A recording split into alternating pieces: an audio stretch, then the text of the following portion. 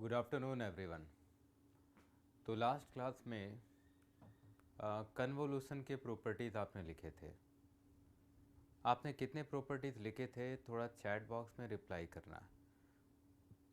मैं अगर काउंट करूं तो commutative property, then associative property, फिर distributive property, impulse response property and step response property and differentiation, 6 properties आपने लिख लिया है।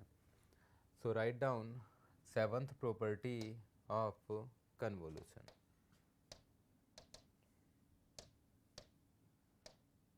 So write down seventh property of convolution.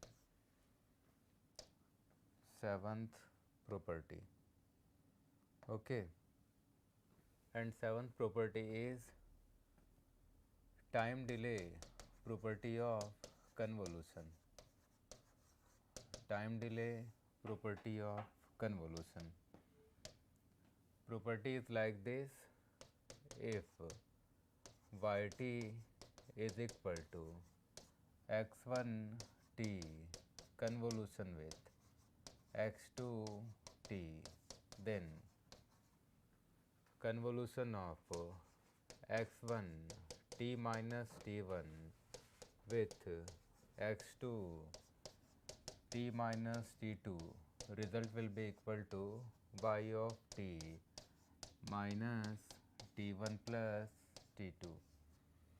ठीक है, तो अगर आपने x1t को t1 का डिले प्रोवाइड किया, x2t को आपने t2 का डिले प्रोवाइड किया, then how much will be the total delay t1 plus t2, और टोटल डिले से प्रीवियस रिजल्ट yt को डिले प्रोवाइड करना है।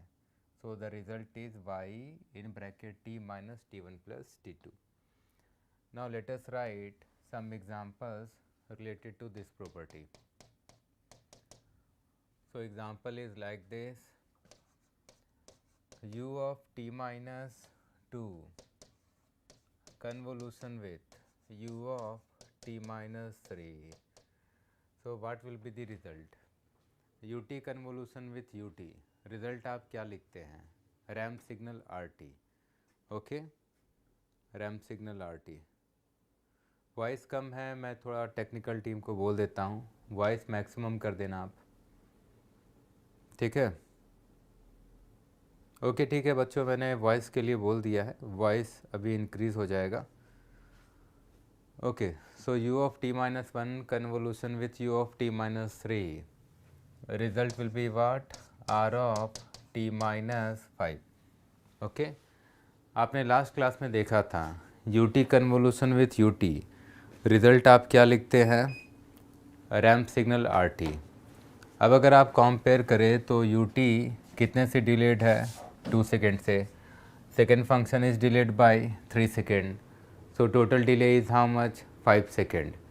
तो रैम्प सिग्नल RT को कितने का डिले प्रोवाइड करना है? 5 सेकेंड का डिले, 5 सेकेंड का delay.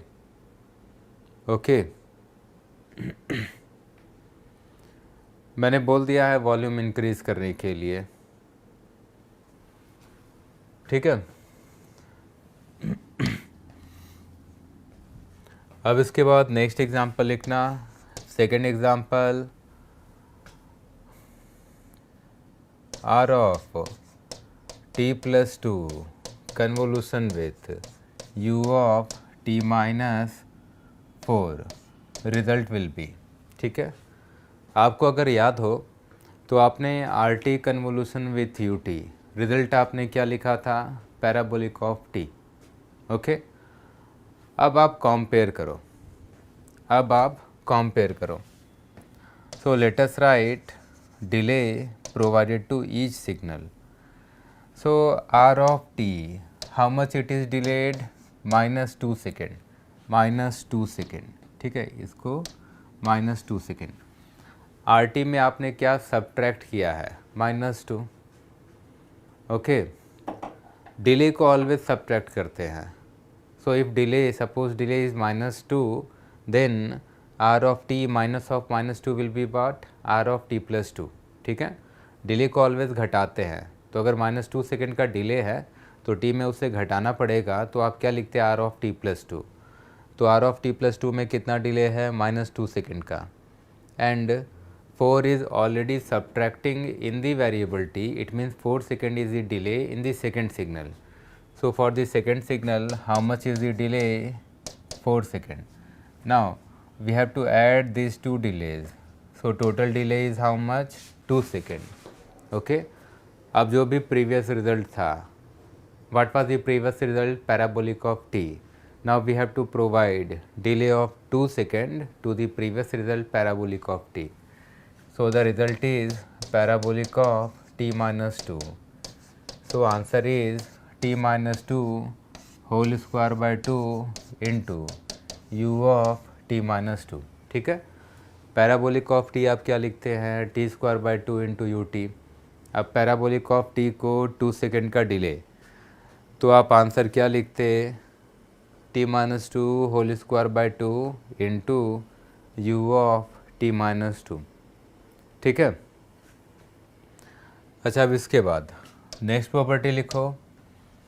So write down next property. Next property. Okay.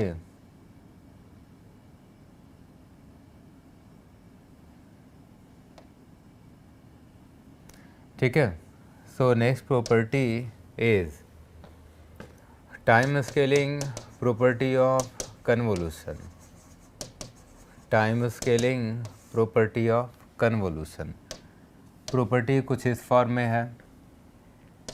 If x1t convolution with x2 result is yt, then convolution of x1 at with x2 at result will be 1 upon modulus of a y of at, where a should not be equal to 0.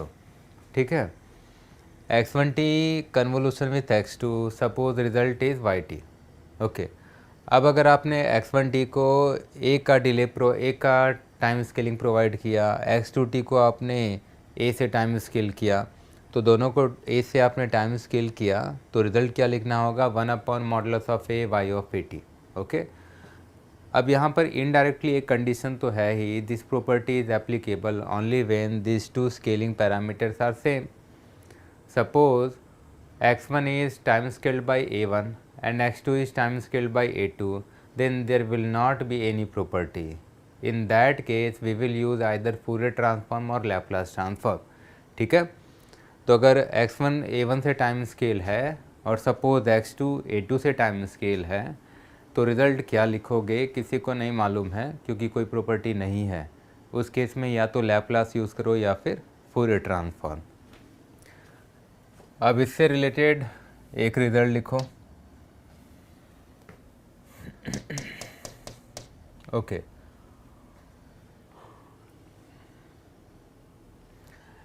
Suppose T square plus 3t convolution with 5t, suppose result is yt. Now if the two functions are convolving and the result is 1 by 2 y of 2t, then what will be the functions that are convolving in the time domain. Okay. अगर इन दोनों का convolution yt है, तो यहाँ पर कौन से दो फंक्शंस लिखे जो इनसे ही रिलेटेड होंगे, सो दैट के रिज़ल्ट कितना मिल जाए, 1 by 2 y ऑफ 2t. ठीक है. तो अभी करना क्या है, आप अगर प्रॉपर्टी को ऑब्ज़र्व करो, यहाँ क्या है yt, इधर क्या है 1 by mod a y of at. अगर आप इन दोनों को कंपेयर करो, then what is the value of a, value of a is how much 2. Okay. yt से 1 by mod y of at चाहिए. कैसे मिलेगा, जब कम्प्लीटली LHS में आप t को किससे स्केल करोगे, a से. ओके. तो LHS में आपने t को रिप्लेस किया at से, तो RHS आपने लिखा 1 by mod y of at. So we will use the same concept, and what we will do in this LHS, t will be replaced with 2t, क्योंकि यहाँ a की value कितनी है 2 और t को किससे रिप्लेस करना था at से, तो मैं इस क्वेश्चन में t को किससे रिप्लेस करूँगा 2t से। तो अब यहाँ पर जो दो फंक्शंस लिखूँगा मैं क्या लिखता 2t whole square plus 3 into 2t, okay, and second function will be 5 into 2t। थोड़ा सा और सिंप्लीफाई करके लिखे। अब इसमें ये जो फर्स्ट वाला फंक्शन है इसको मैं क्या लिखूँगा 4t square plus 6t and this second function is 10t, ठीक है। तो 1/2 y ऑफ 2t लाने के लिए यहाँ जो दो फंक्शंस कन्वॉल्व होंगे वो मैंने मेंशन कर दिए हैं।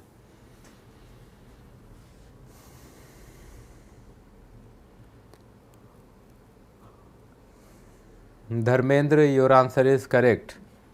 धर्मेंद्र, आपका आंसर करेक्ट है। ऋषभ, 2t स्क्वायर की जगह 4t स्क्वायर लिखना है, थोड़ा सा करेक्शन करना है, ओके। अब इसके बाद नेक्स्ट प्रॉपर्टी पर आते हैं। So write down next property, and next property is area property of convolution. Property is like this: if yt is the result of convolution of x1t and x2t, then area of yt will be equal to area of x1t into area of x2t, ठीक है। अगर x1 x2 का convolution yt है और yt का area चाहिए तो x1 और x2 दोनों का एरिया क्या करना है मल्टीप्लाई। तो अगर रिज़ल्ट का एरिया चाहिए तो कन्वॉल्व होने वाले सिग्नल्स उनका एरिया क्या कर दो मल्टीप्लाई। अब इससे रिलेटेड एग्जांपल लिखो। For example suppose two waveforms are convolving, okay, so what is the first waveform x1t and second waveform is x2t and their convolution is yt, and suppose x1t is a rectangular pulse in the range -2 to 2 with amplitude 4, and x2 is a triangular pulse in the range 0 to 2 with peak amplitude 3. Now what we have to do, we have to calculate area of signal yt। तो हमें क्या करना है yt का area calculate करना है। आप property use करो और बताओ yt का एरिया कितना आएगा।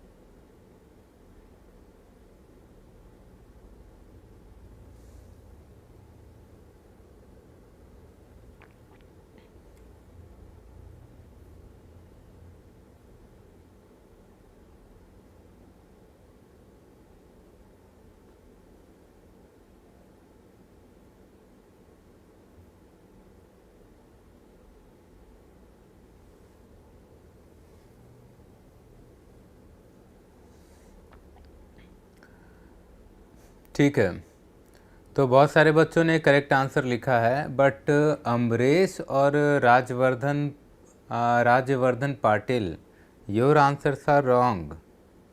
ओके, दो बच्चों ने रॉन्ग आंसर लिखा है, बाकी सबका आंसर करेक्ट है।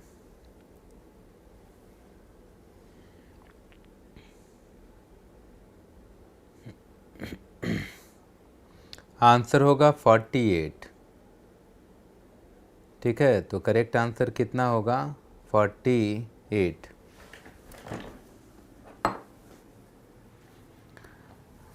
तो आपने इस तरह सॉल्व किया, result will B area of x1t into area of x2t। Now area of x1t is 4 into 4. What about area of triangle? Half into width into height. So 3 is going to be cancelled out. Sorry, 2 is going to be cancelled out. So answer is 16 into 3, 48. Answer कितना आया? 48। अब इसके बाद last property लिखना। Last property is extension property of convolution. Extension property of convolution. Okay,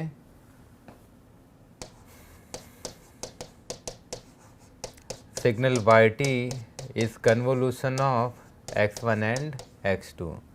Now what we have to do, we have to draw a chart. So we have to draw a chart. Okay.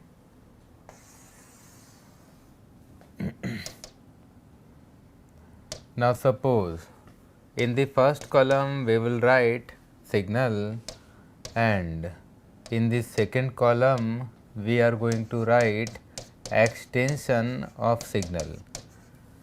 For first signal x1t, suppose extension is t1 to t2, t1 to t2। Second signal है x2t, और x2t के लिए extension है t3 से t4 तक। Now we have to write extension of yt.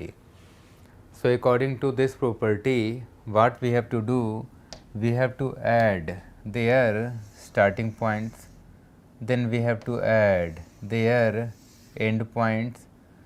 Okay, so the extension of yt will be t1 plus t3 to t2 plus t4। ठीक है, दोनों के स्टार्टिंग पॉइंट को ऐड करो, एंड पॉइंट को ऐड करो, वही yt का एक्सटेंशन होगा। तो yt का एक्सटेंशन मैं क्या लिखूं? t1 प्लस t3 से कहाँ तक लिखूँगा? t2 प्लस t4 तक। ओके, अब एक काम करो आप, ये जो लास्ट क्वेश्चन आपने लिखा था, इसमें बताओ yt का टाइम रेंज क्या होगा। So in the last question you have to reply in the chat box what will be the time range.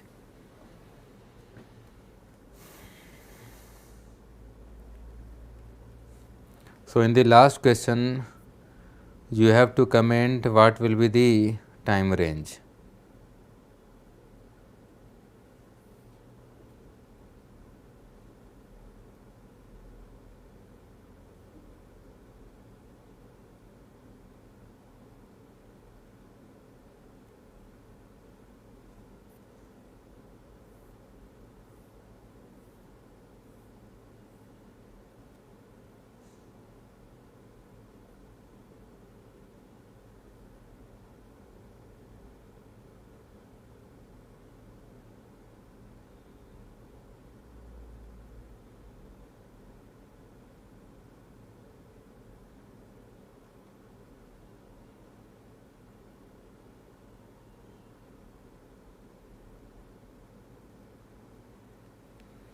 Okay, -2 से 4 तक।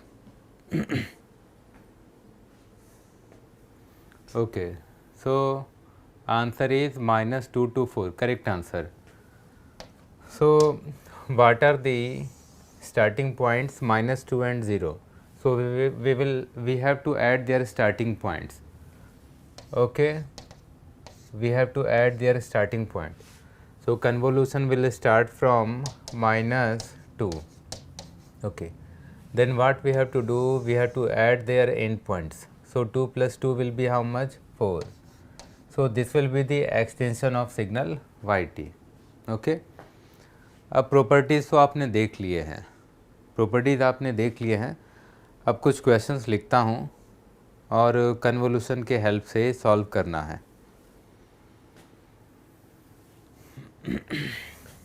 सो question is like this, there are two waveforms, first waveform is x1t and the second waveform is x2t. So first waveform is x1t and the second waveform is x2t. Okay, now suppose first waveform is rectangular with the extension 0 to t1 and amplitude a1. Second waveform is also rectangular with extension 0 to t2 and amplitude a2, and it is given that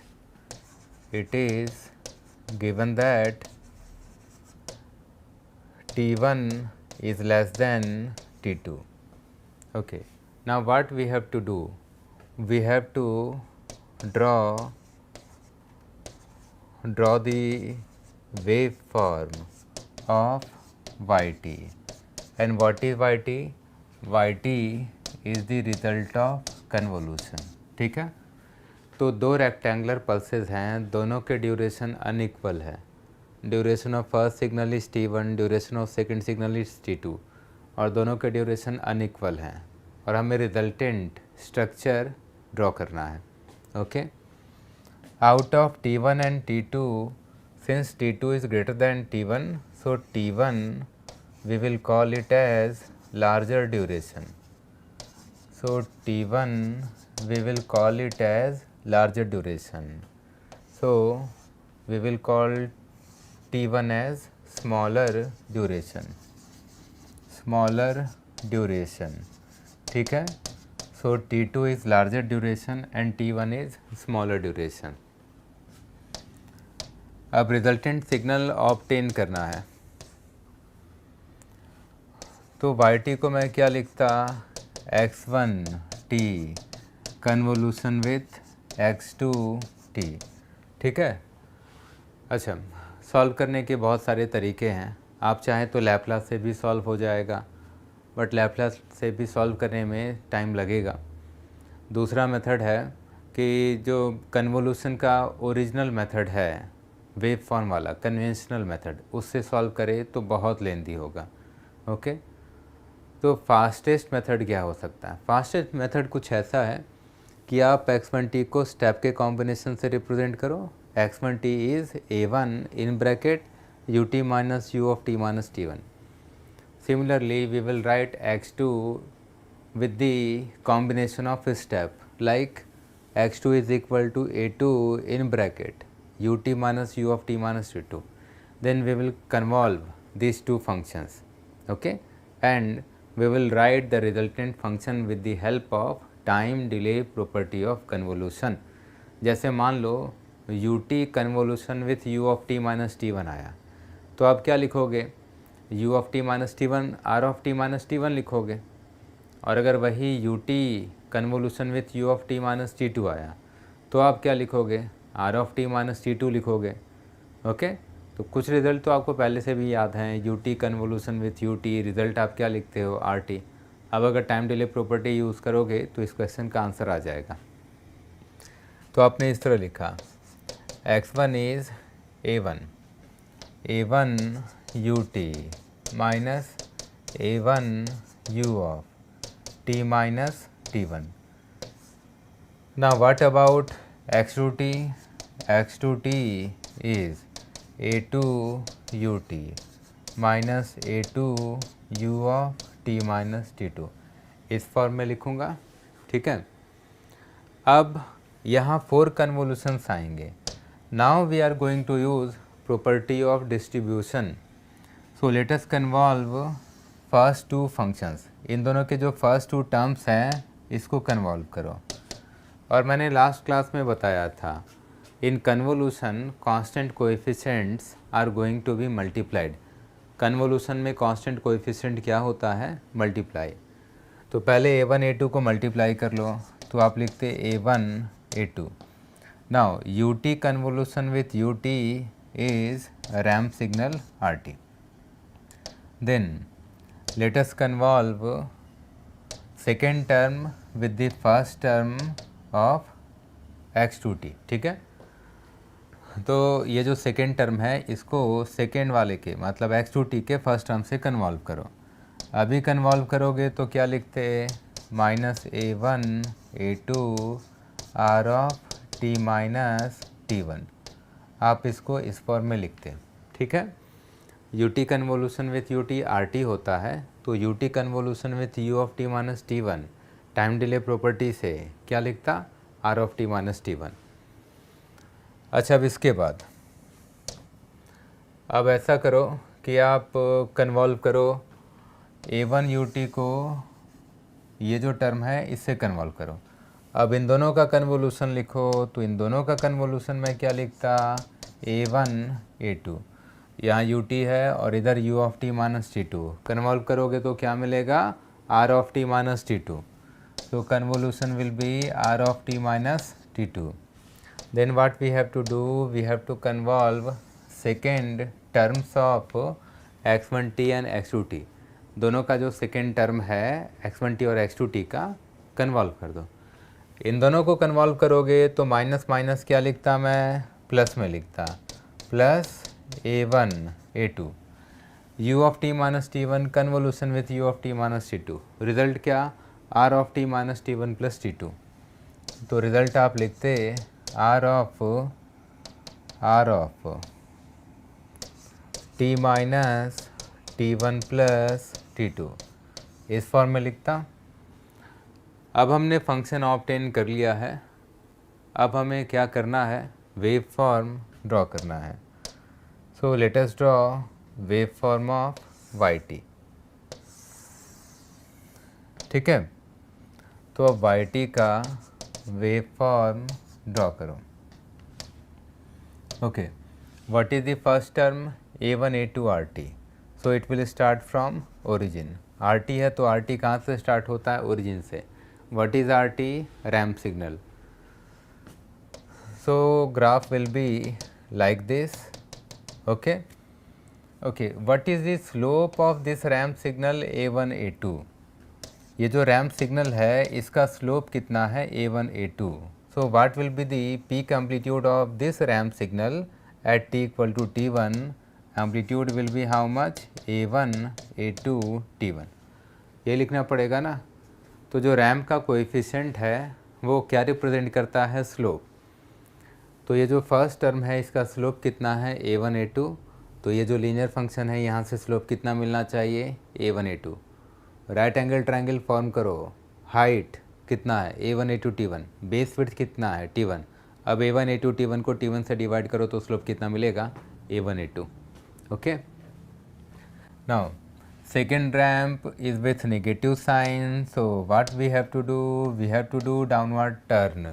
आपको याद आ रहा होगा ramp का combination है upward turn downward turn. ऐसा कुछ हो रहा है तो जहाँ डाउनवर्ड टर्न है तो साइन क्या लिखूँगा? माइनस। ओके, और t1 पर है मतलब t1 के ऊपर किसी इंस्टेंट पर है। अच्छा, अब आप अगर डाउनवर्ड टर्न करेंगे तो ग्राफ x एक्सिस के पैरेलल मूव होगा। Okay, now suppose this is time instant t2। अब t2 वाला रैम्प किस साइन के साथ है? माइनस साइन के साथ। मतलब t2 के ऊपर यहाँ पर फिर से क्या करना पड़ेगा? Downward turn. इधर फिर से क्या करना पड़ेगा? Downward turn. So signal will move like this. Okay, फिर इसके बाद लास्ट रैम्प किधर है? t1 प्लस t2 पर। So this time instant is t1 plus t2। और t1 प्लस t2 वाला रैम्प किस साइन के साथ है? प्लस साइन के साथ है। प्लस साइन का मतलब हमें अभी सिग्नल किस डायरेक्शन में टर्न करना होगा? Upward. Because of upward turn signal will move towards x axis. ठीक है, so this is the final wave form. तो ये जो स्ट्रक्चर आपके सामने आया, इस स्ट्रक्चर को कहते हैं ट्रेपेजॉइड। इस स्ट्रक्चर को क्या कहते हैं? Trapezoid.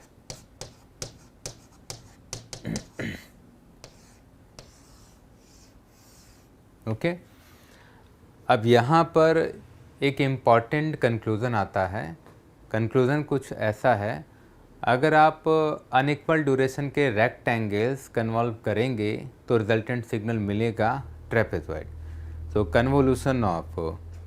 convolution of two rectangular pulses of unequal duration will be a trapezoid.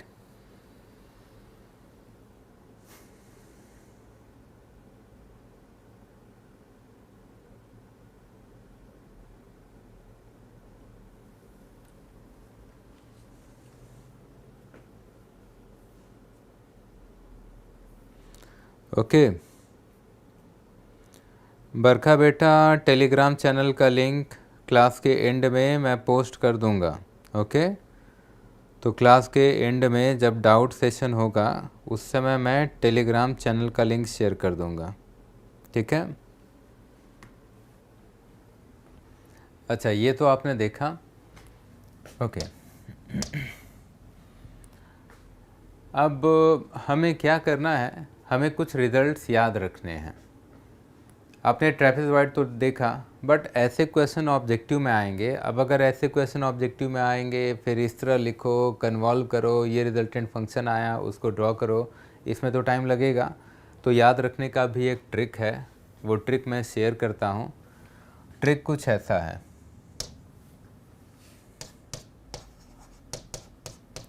अब ट्रिकी वे में थोड़ा देखना है।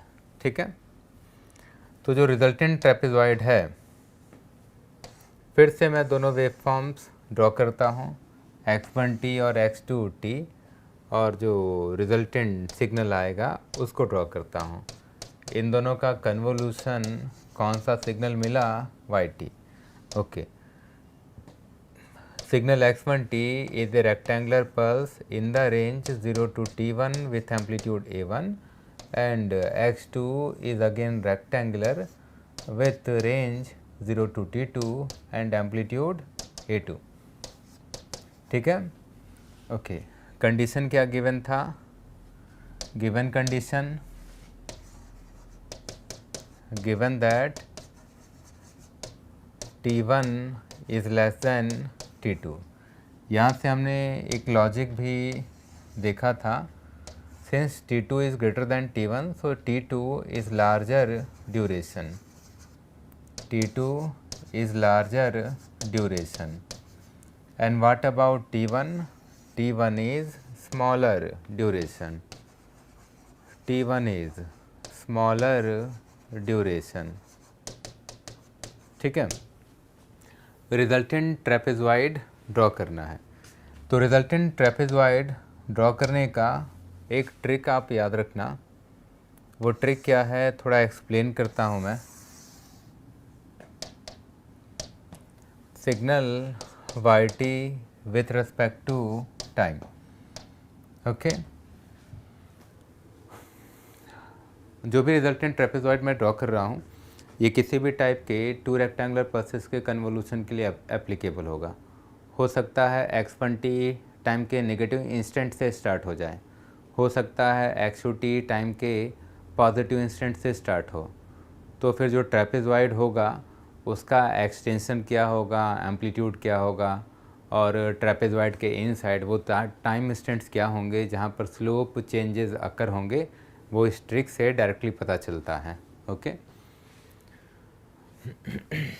Okay, so what is the starting point of these two waveforms? 0.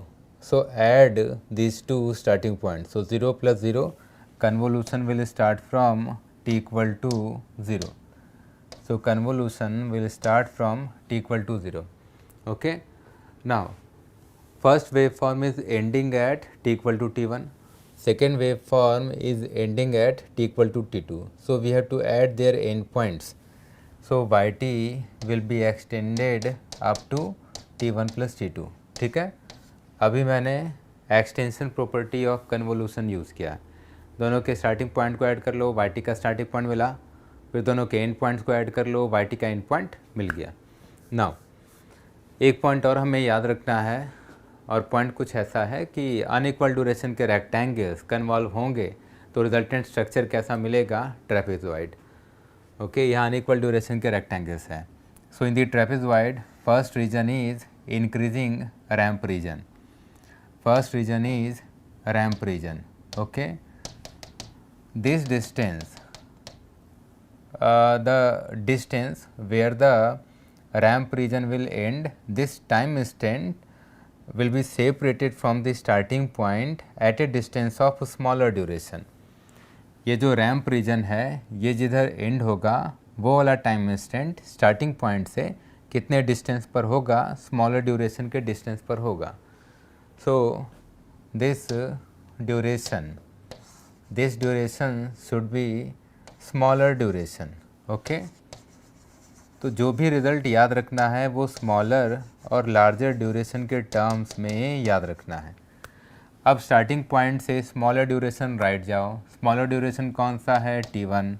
So smaller duration is how much, t1। 0 से t1 right में चले जाओ तो मैं टाइम इंस्टेंट क्या लिखता, t1। Now after ramp region constant region will continue.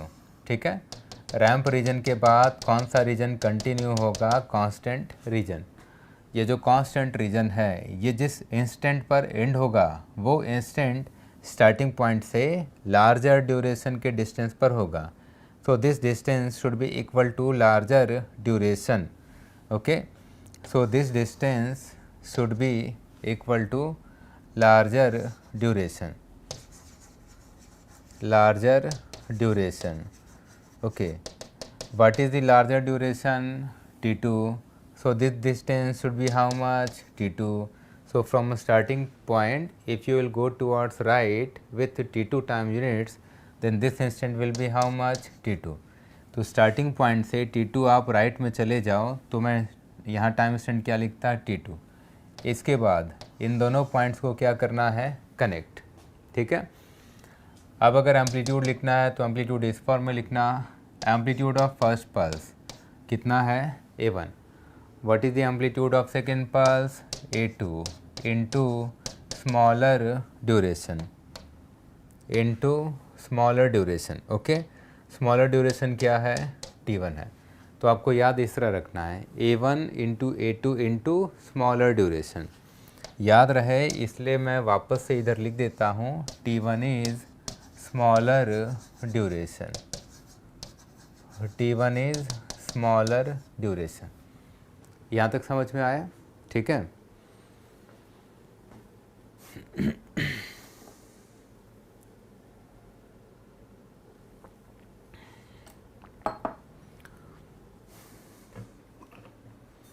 Aditya ने पूछा है कि सर ये कैसे पता चला कि सर t1 के बाद सिग्नल हॉरिजेंटल हो जाएगा। ओके,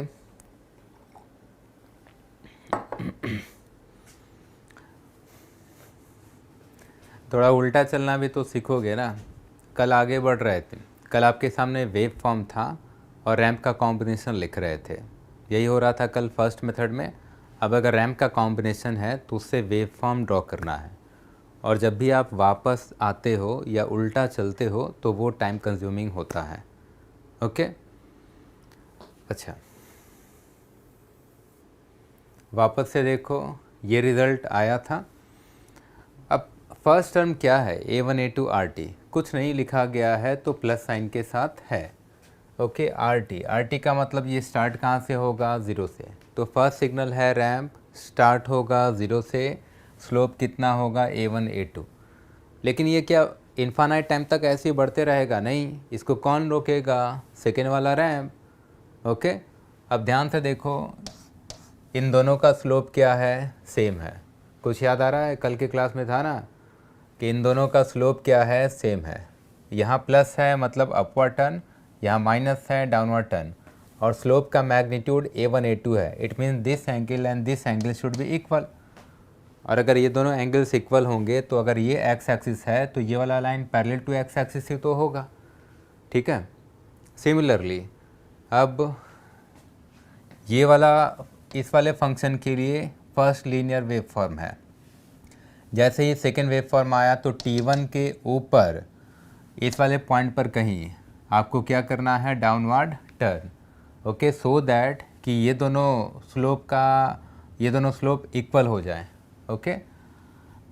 अब डाउनवर्ड टर्न करोगे तो और स्लोप इक्वल होने के ये दोनों एंगल क्या होने चाहिए, सेम होने के लिए ये दोनों लाइन क्या होने चाहिए, पैरेलल, ओके। फिर से एक और टर्म आया जिसका स्लोप का मैग्नीट्यूड सेम है लेकिन माइनस साइन है, और ये कहाँ पर है, T2 के ऊपर कहीं पर है। तो T2 के ऊपर इस वाले टाइम इंस्टेंट पर मुझे क्या करना पड़ेगा, डाउनवर्ड टर्न, और ये दोनों एंगल्स भी इक्वल होने चाहिए क्योंकि यहाँ स्लोप मॉडुलस और यहाँ स्लोप मॉडुलस इक्वल है, ओके। तो थोड़ा उल्टा बढ़ना पड़ता है, उल्टा बढ़ने में थोड़ा टाइम लगता है। आपको कहीं उल्टा चलने की ज़रूरत नहीं पड़ेगी, ओके। आपको ये रिज़ल्ट याद रखना है, और ये रिज़ल्ट कैसे याद रखना है इसका ट्रिक मैंने बताया है, ये ट्रिक आप याद रखो, ओके। यहाँ मैंने लिख दिया है। अब इस ट्रिक को यूटिलाइज़ कैसे करना है वो देखते हैं, ठीक है। क्वेश्चन पर आते हैं तो समझ में आएगा कि ट्रिक को यूटिलाइज कैसे करना है। Question number 1, suppose there are two wave forms x1t and second waveform is x2t, okay, x1t and x2t। अच्छा, इन दोनों का कन्वोल्यूशन है yt। करना क्या है, yt को ड्रॉ करना है, okay.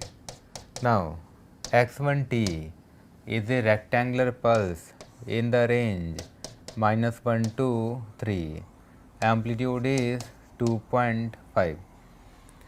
x2t is also rectangular with the range -5 to 9 with amplitude 4.5, and we have to draw the resultant trapezoid। और हमें करना क्या है, रिजल्टेंट ट्रेपेजॉइड ड्रॉ करना है, ओके।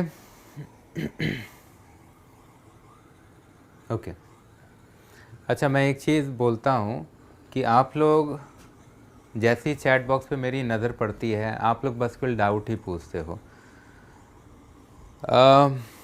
मैंने आपको बताया है कि आपको जो भी डाउट पूछना है प्लीज़ क्लास के एंड में जब डाउट सेशन होता है आपको जो पूछना है पूछो। चैट बॉक्स इसलिए देखने जाता हूँ सो दैट कि कभी ब्लैंक स्क्रीन हो गया है तो मुझे आपका चैट दिख जाए, कभी आवाज़ नहीं आ रही है तो आपका चैट मुझे दिख जाए। पता चला वहाँ पर बस केवल डाउट ही डाउट आप लोग पूछते हैं। अगर डाउट ही एक्सप्लेन करते रह जाऊँगा तो सिग्नल का जो सिलेबस है वो कैसे मैं पढ़ा पाऊँगा, ठीक है। तो प्लीज़ आप अपने डाउट्स को थोड़ा कंट्रोल कर लीजिए और आपके जो डाउट्स है कहीं लिख करके रख लीजिए। मैं कहीं भागा नहीं जा रहा हूँ, मैं यहीं पर हूँ, ठीक है। और जो भी डाउट्स है प्लीज़ आप क्लास के एंड में डाउट सेशन होगा उसमें पूछ लीजिए, ओके।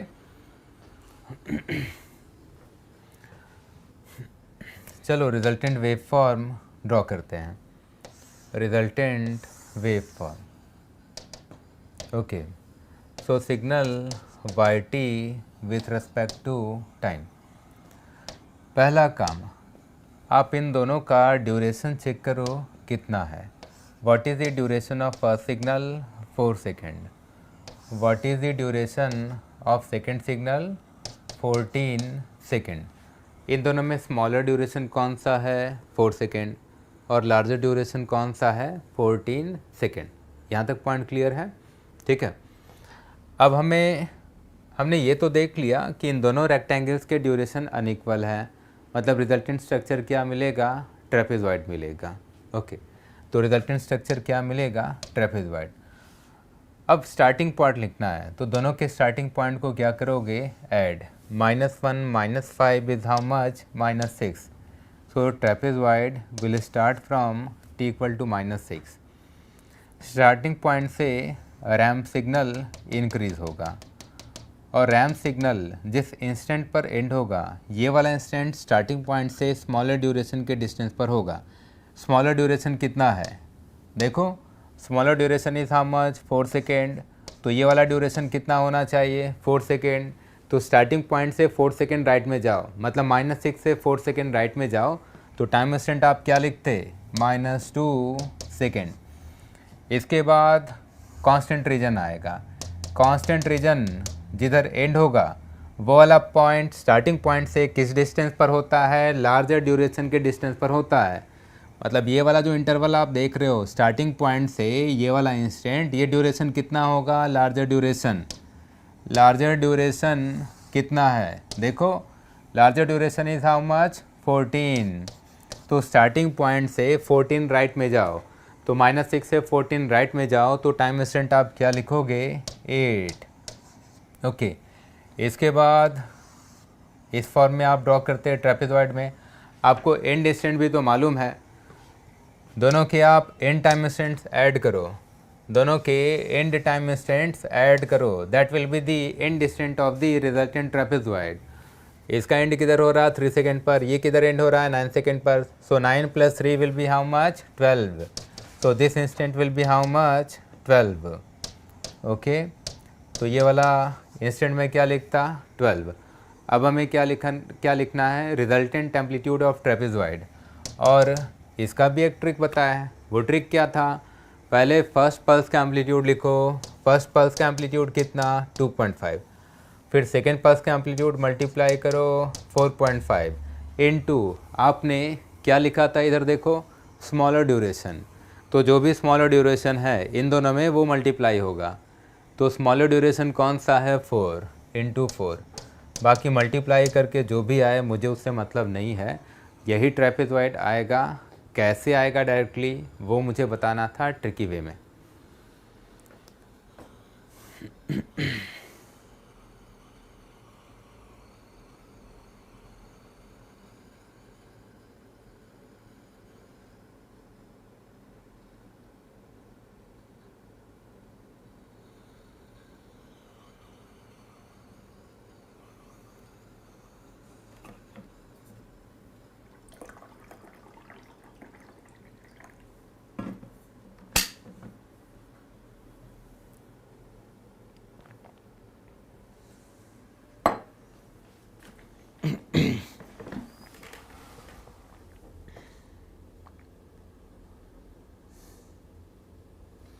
ठीक है,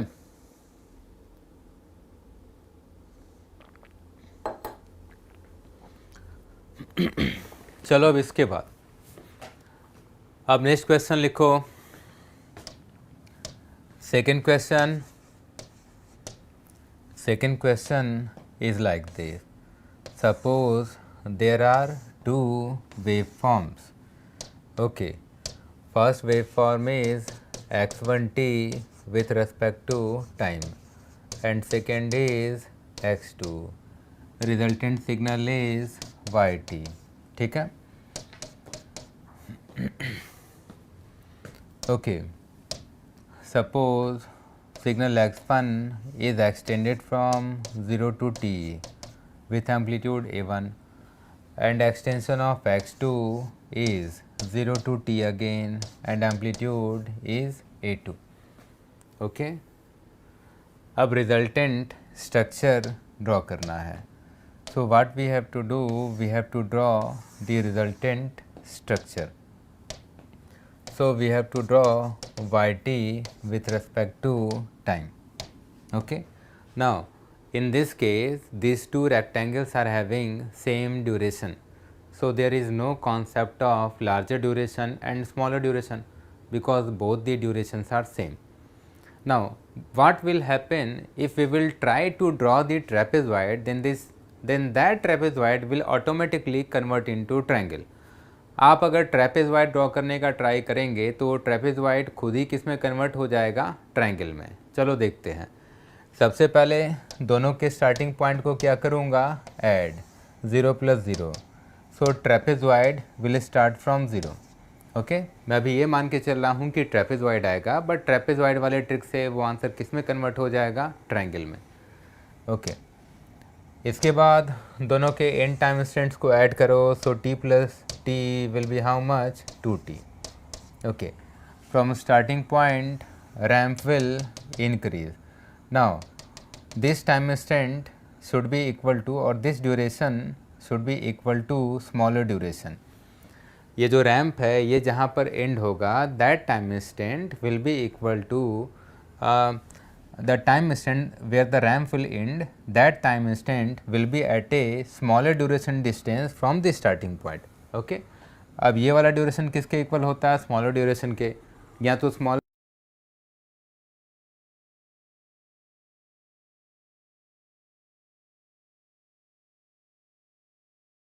मिनट्स राइट में चले जाओ, तो इस वाले टाइम इंस्टेंट को मैं क्या लिखता, टी।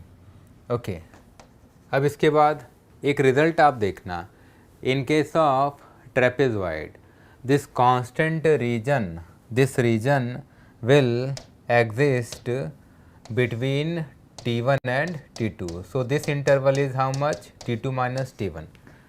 तो T2 माइनस T1 इंटरवल में क्या मिलता है, ट्रेपेजॉइड। ठीक है तो T2 माइनस T1 इंटरवल में क्या मिलता है, कांस्टेंट रीजन मिलता है। ओके अब अगर आप देखोगे तो यहाँ जो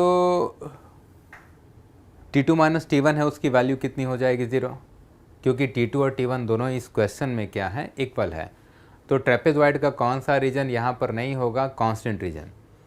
So here there will not be any constant region of trapezoid because T2 and T1 both are equal, so T2 minus T1 will be 0, so no constant region will occur here. So what will happen, we are going to connect only these two points linearly. Then what we have to do, we have to write resultant amplitude. तो अब जैसे लिखते हो वैसे लिखो, amplitude of first pulse into amplitude of second pulse into duration. How much is the duration? Duration is t. So what is the conclusion from this question? Conclusion is convolution of two rectangular pulses of equal duration will be a triangle. Okay? अगर दो equal duration के rectangles convolve होंगे तो result में क्या मिलेगा, triangle. Okay कुछ बच्चों ने लिखा है स्क्रीन ब्लैंक हो गया। ये कब हो गया, 157 पे हुआ है। 1 मिनट मैं किसी को बोल देता हूँ सो दैट कि ये प्रॉब्लम वो देखते रहें।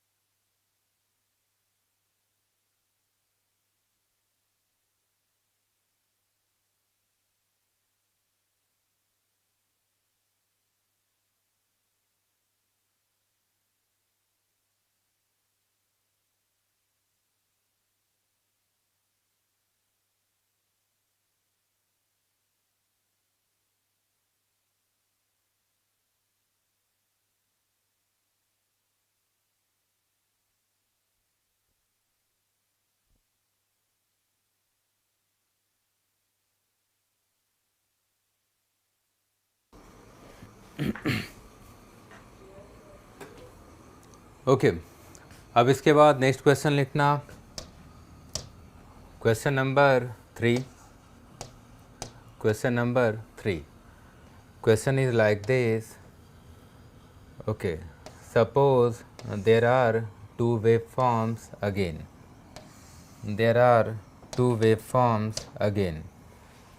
First waveform is x1t and the second waveform is x2t and their convolution is yt. So x1t is a rectangular pulse in the range 0 to t1 with amplitude a1 and x2 is a negative rectangle. Okay, यहाँ t लिख लेना, 0 to t with amplitude minus a2. Okay और इन दोनों का convolution हमें draw करना है. तो हमें क्या करना है, अभी इन दोनों का कन्वोल्यूशन ड्रॉ करना है. तो देखो बस केवल डिफरेंस इतना है, यहाँ पर पल्स एम्पलीट्यूड a2 था और इधर पल्स एम्पलीट्यूड कितना है, -a2. ओके, तो जो भी रिज़ल्ट आया उसमें a2 को किससे रिप्लेस करोगे, -a2 से. अभी यहाँ ये जो रिज़ल्ट आया इसमें a2 को -a2 से रिप्लेस करो तो ट्रायंगल कैसा मिलेगा, नेगेटिव मिलेगा. What will be the peak amplitude of negative triangle, -a1 a2 into T. Okay, तो रिजल्टेंट वेव फॉर्म में क्या ड्रॉ करूँगा, ट्रायंगल. रिजल्टेंट वेव फॉर्म में क्या ड्रॉ करूँगा, ट्रायंगल. ओके, और ट्रायंगल कैसा ड्रॉ करूँगा, नेगेटिव.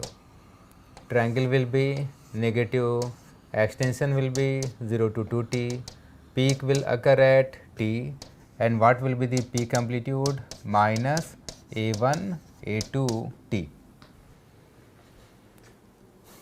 ठीक है. अच्छा, अब इसके बाद इम्पॉर्टेंट नोट लिखना. So let us write important note और conclusion. So what is the conclusion? First conclusion is convolution of two rectangular pulses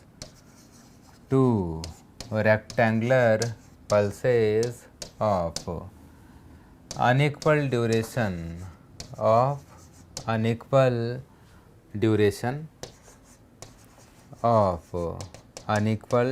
duration will be a trapezoid. ठीक है, दो रेक्टेंगुलर पल्सेस हैं, ड्यूरेशन अगर अनइक्वल है तो result में क्या मिलेगा, trapezoid.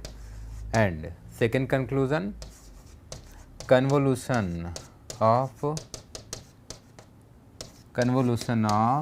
Two rectangular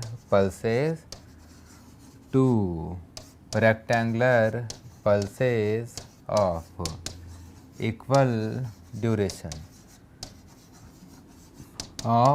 equal duration will be a triangle.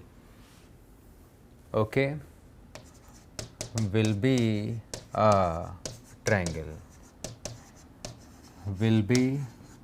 triangle. और अगर इक्वल ड्यूरेशन के रेक्टेंगुलर पल्सेस कन्वॉल्व होंगे तो रिजल्ट में क्या मिलेगा, ट्रायंगल.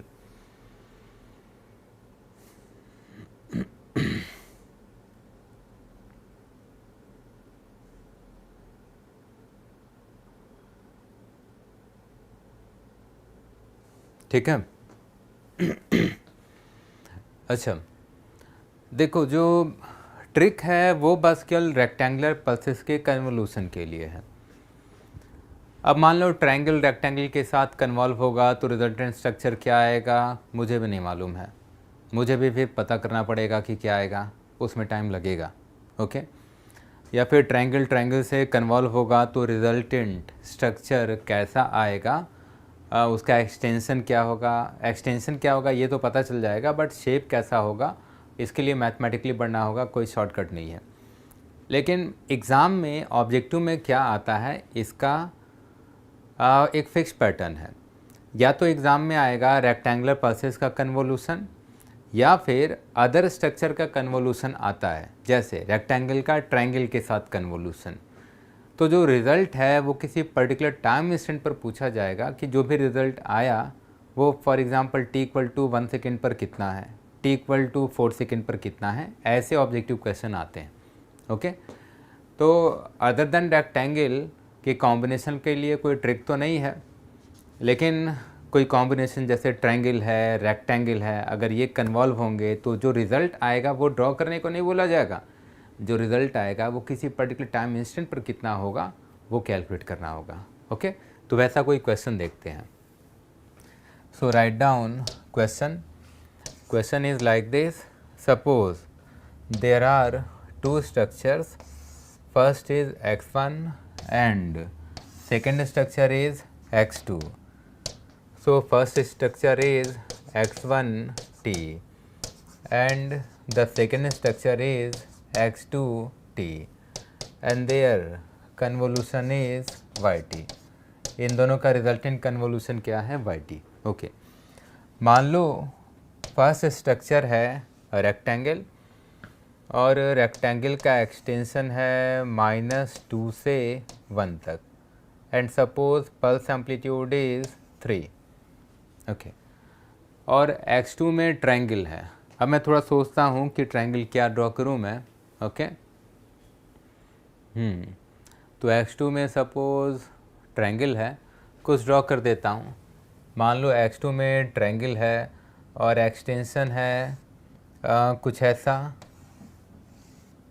-4 से 4 तक। Okay, and peak amplitude is 16, मैंने मान लिया पीक एम्पलीट्यूड कितना है 16। और हमें करना क्या है, ओके, एक रफ आइडिया देख लेते हैं कि yt का टाइम रेंज कहाँ से कहाँ तक होगा। इतना तो पता चलेगा ना एक्सटेंशन प्रॉपर्टी से। तो इन दोनों का स्टार्टिंग पॉइंट ऐड करो, so yt will start from t=6, then we have to add their end points, so yt will end at t=5। एक रफ रेंज हमें पता चल गया कि yt का एक्सटेंशन -6 से कहाँ तक होगा, 5 सेकेंड्स तक होगा। इतना पता है, तो अब इसी टाइम रेंज में कैलकुलेशन करने को कहूँगा, because outside this time range result of convolution will be how much, 0। तो जो भी कन्वोल्यूशन मिलेगा वो किस रेंज में मिलेगा, -6 से 5 वाले टाइम रेंज में मिलेगा।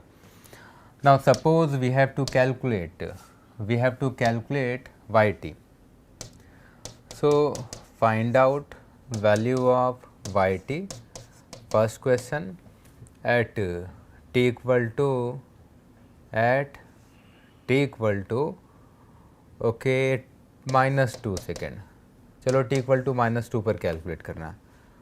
और दूसरा है then we have to calculate yt at okay, फिर yt कैलकुलेट करना t equal to 2 सेकेंड पर, then we have to calculate yt at t equal to 2 second. 2 क्या 4 कर देता हूँ क्योंकि वो कहाँ तक है, ओके, इसको 4 सेकेंड कर देता हूँ। मैं चाहूँ तो 2 पर कैलकुलेट करा सकता हूँ, चलो 4 पर कैलकुलेट करो।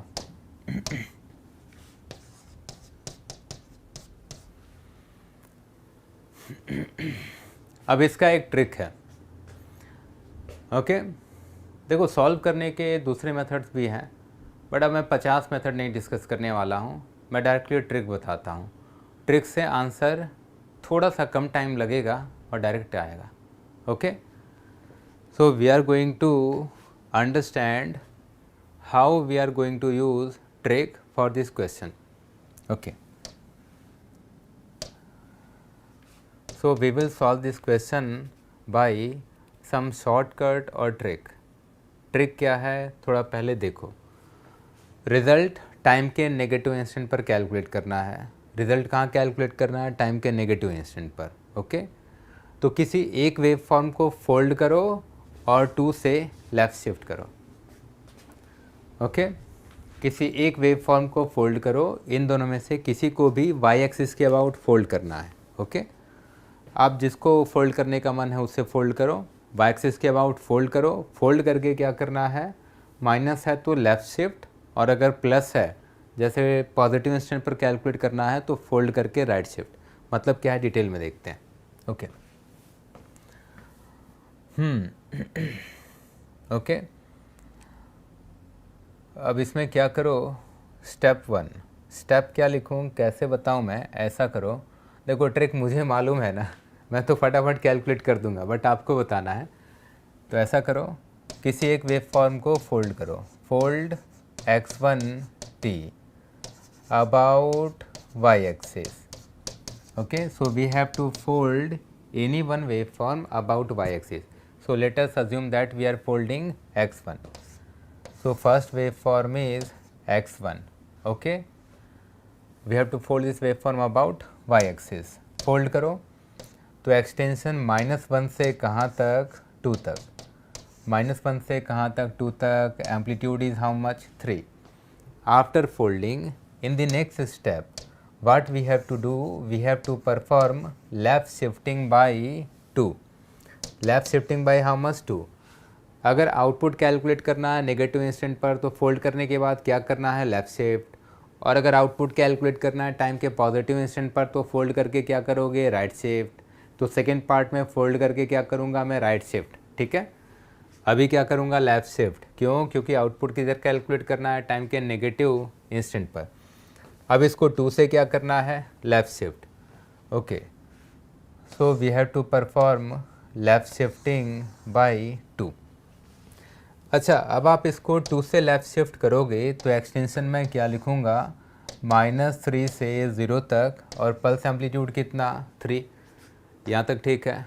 Okay, then what we will do, we will draw the second wave form as it is. जो सेकेंड वेव फॉर्म है उसको एज इट इज़ ड्रॉ कर दो.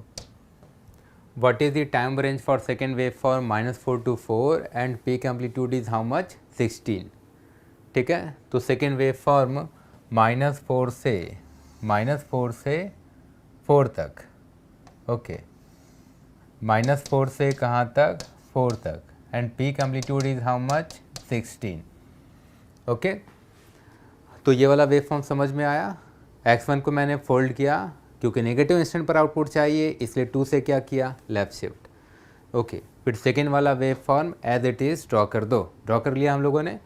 अब इसके बाद क्या करना है, नेक्स्ट स्टेप में इन दोनों को मल्टीप्लाई करो. Then we have to multiply this 2 wave forms. It means we have to multiply their amplitudes and we have to draw the new wave form. अब इन दोनों को मल्टीप्लाई करो और मल्टीप्लाई करके एक न्यू वेव फॉर्म ड्रॉ करो. So next step, what we have to do, we have to draw a waveform, and this waveform is multiplication of these 2 waveforms. Okay, तो जो भी मल्टीप्लिकेशन का रिजल्ट आएगा वो मैं इधर ड्रॉ कर रहा हूँ. मल्टीप्लाई करें.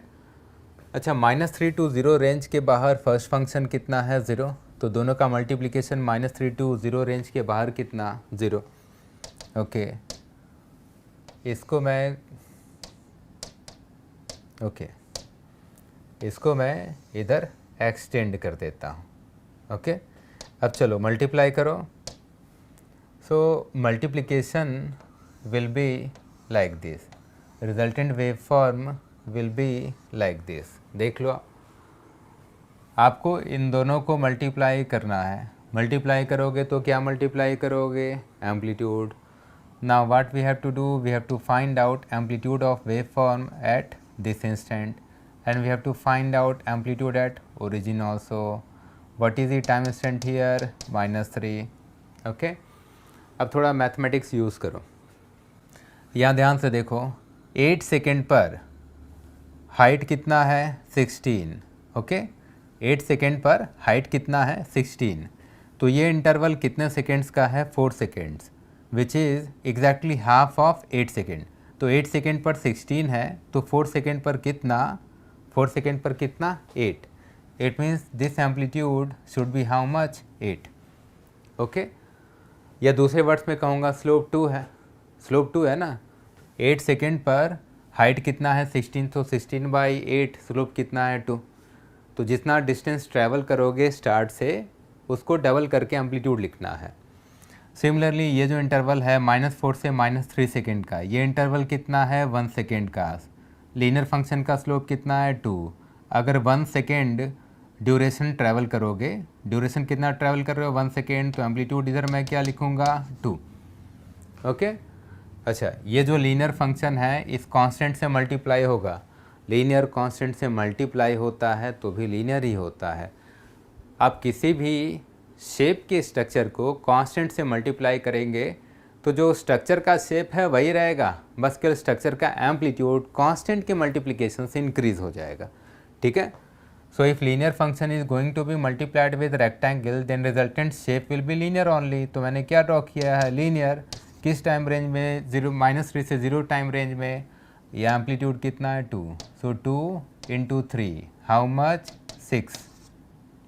इधर एम्पलीट्यूड कितना है 8, 8 × 3 विल बी हाउ मच 24। बस केवल ये जो स्ट्रक्चर मैंने ड्रॉ किया इसका एरिया कैलकुलेट कर लो, आंसर आ जाएगा। So this is the shortcut. यहाँ जो भी स्ट्रक्चर आया इस स्ट्रक्चर का क्या लिखना है, area, and this will give the value of yt at t = -2। ओके। तो ये जो स्ट्रक्चर आया इसका क्या लिखना है, एरिया, आंसर आ जाएगा। ओके। अब इसका एरिया कैलकुलेट करना है तो एक काम करते हैं, इसको अपोजिट डायरेक्शन में एक्सटेंड करता हूँ। ओके। तो मैंने अपोजिट डायरेक्शन में एक्सटेंड किया है, तो यहाँ वाला टाइम इंस्टेंट क्या लिखूँगा -4। देख लो ये वाला टाइम इंस्टेंट कितना है -4, वही टाइम इंस्टेंट मैंने यहाँ पर ड्रॉ किया है। ओके। ये जो ट्रायंगल है, रेड कलर ट्रायंगल, इसका एरिया आप घटा दो ये जो बिगर ट्रायंगल है इसमें से। तो ये जो बिगर ट्रायंगल है इसका एरिया कैलकुलेट करो, उसमें रेड कलर्ड एरिया का ट्रायंगल सब्ट्रैक्ट कर दो, तो ये जो अनशेडेड स्ट्रक्चर है इसका एरिया मिल जाएगा। Okay. Okay. Area of the bigger triangle, bigger triangle का क्या कैलकुलेट करेंगे, area half into base width, base width कितना है 4 इंटू हाइट, हाइट कितना है 24 minus area of red colour triangle half into base width, इसका base width कितना है 1 into height of this red colour triangle how much 6।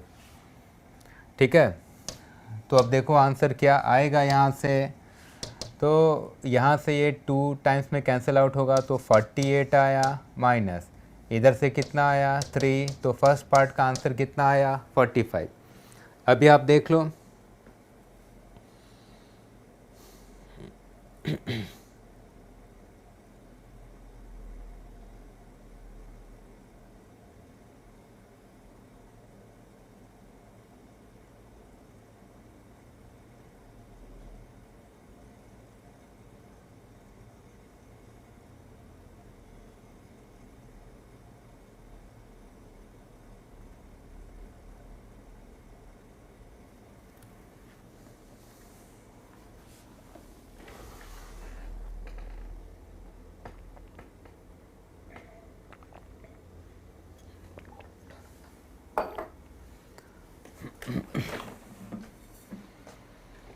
ठीक है।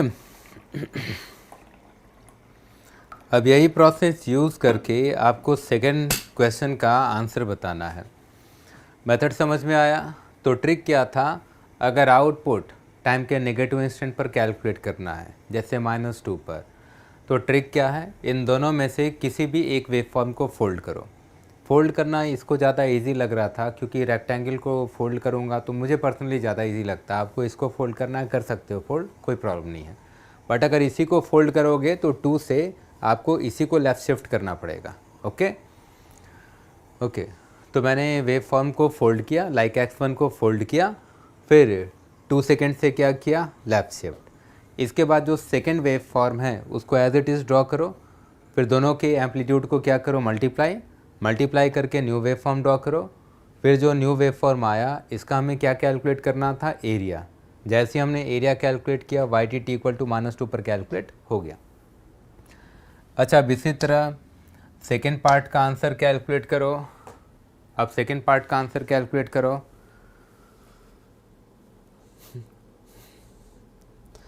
सूरज ने पूछा है सर 6 और 24 कैसे आया। बेटा इन दोनों वेव फॉर्म को मल्टीप्लाई करना है। मल्टीप्लाई करना बहुत आसान है, ध्यान से देखो। -3 to 0 रेंज के बाहर फर्स्ट वेव फॉर्म 0 है, तो दोनों का मल्टीप्लिकेशन -3 to 0 रेंज के बाहर कितना होता 0। तो मैंने जो अनशेडेड रीजन ड्रॉ किया ये -3 to 0 रेंज में ही ड्रॉ किया।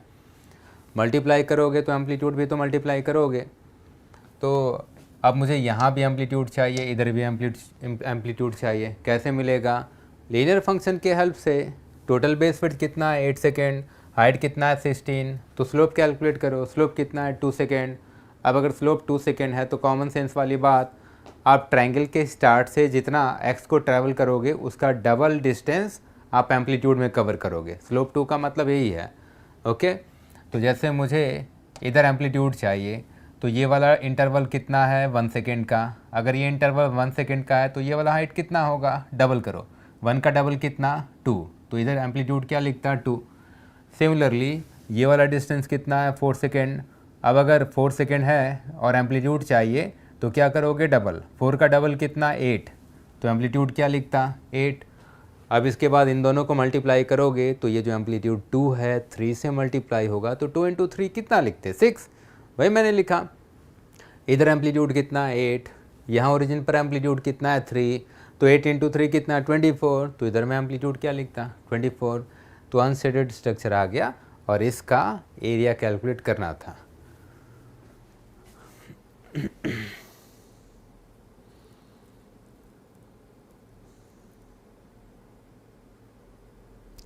ठीक है परनीत, अगर ट्रेपेजियम का एरिया का आपको फॉर्मूला डायरेक्टली मालूम है तो आप यूज़ कर लो, उससे आंसर आ जाएगा। ठीक है, मुझे ट्रेपेजॉइड के एरिया कैलकुलेशन का फॉर्मूला नहीं याद है तो वो मैं यूज़ नहीं कर पाता हूँ। ठीक है, परनीत ने बोला है कि सर ट्रेपेजॉइड के एरिया कैलकुलेशन का डायरेक्ट फॉर्मूला यूज़ कर लेंगे तो ये जो स्ट्रक्चर आया इसका एरिया हम लोग डायरेक्ट कैलकुलेट कर लेंगे। तो अगर आपको लगता है वैसे कैलकुलेट कर सकते हो तो कैलकुलेट कर लो, मुझे कोई प्रॉब्लम नहीं है। बट इस तरह भी कैलकुलेट करना कोई डिफ़िकल्ट नहीं है, बड़े ट्रायंगल में से छोटे ट्रायंगल का एरिया घटा लो। ओके, अब इसके बाद सेकेंड पार्ट में वाई टी किधर कैलकुलेट करना है, t = 4 पर। एक बार चेक कर लो वाई टी किधर कैलकुलेट करना है, t = 4 पर। ओके, तो मैं क्या करूँगा, पहले किसी वेव फॉर्म को फोल्ड करूँगा। ओके, तो पहले क्या करूँगा, fold signal x about x1t about y axis. ठीक है, तो फर्स्ट सिग्नल x1, अच्छा x1 को y एक्सिस के अबाउट फोल्ड करूँगा तो यही वाला वेव फॉर्म ड्रॉ करूँगा। -1 से 2 तक एम्पलीट्यूड कितना 3, -1 से 2 तक एम्पलीट्यूड कितना 3। फोल्ड करने के बाद शिफ्टिंग मैं किधर करूँगा, राइट, क्योंकि कैलकुलेट किधर करना है, टाइम के पॉजिटिव इंस्टेंट पर, और टाइम के पॉजिटिव इंस्टेंट पर कैलकुलेट करना है तो फोल्ड करके वेव फॉर्म को क्या करो, राइट शिफ्ट। अभी कितने से राइट शिफ्ट करना होगा, 4 से राइट शिफ्ट। इसको 4 से राइट शिफ्ट करो तो ये किस टाइम रेंज में जाएगा, 3 to 6 वाले टाइम रेंज में। तो आपने 4 से राइट शिफ्ट किया, तो ये किस टाइम रेंज में जाएगा, 3 to 6 वाले टाइम रेंज में। थोड़ा अच्छे से ड्रॉ करता हूँ, 3 से 6 वाले टाइम रेंज में। ठीक है, ओके, और एम्पलीट्यूड में क्या लिखूँगा 3। अब क्या करूँगा, second wave form we have to draw as it is. Second wave form मतलब -4 से 4 का ट्रायंगल, पीक एम्पलीट्यूड कितना 16। -4 से 4 का ट्रायंगल, पीक एम्पलीट्यूड कितना 16।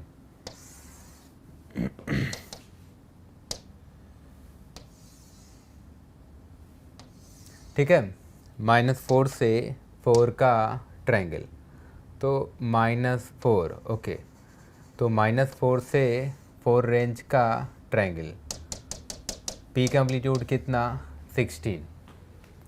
-4 से कहाँ तक है, 4 तक है। ओके, अब इन दोनों को क्या करना होगा, मल्टीप्लाई करके रिजल्टेंट वेव फॉर्म ड्रॉ करना है। तो मल्टीप्लाई करके रिजल्टेंट वेव फॉर्म ड्रॉ करना है, और जो भी वेव फॉर्म आएगा उसका क्या लिख देना है, एरिया, और ये किसके इक्वल होगा, y t at t equal to 4k। Okay,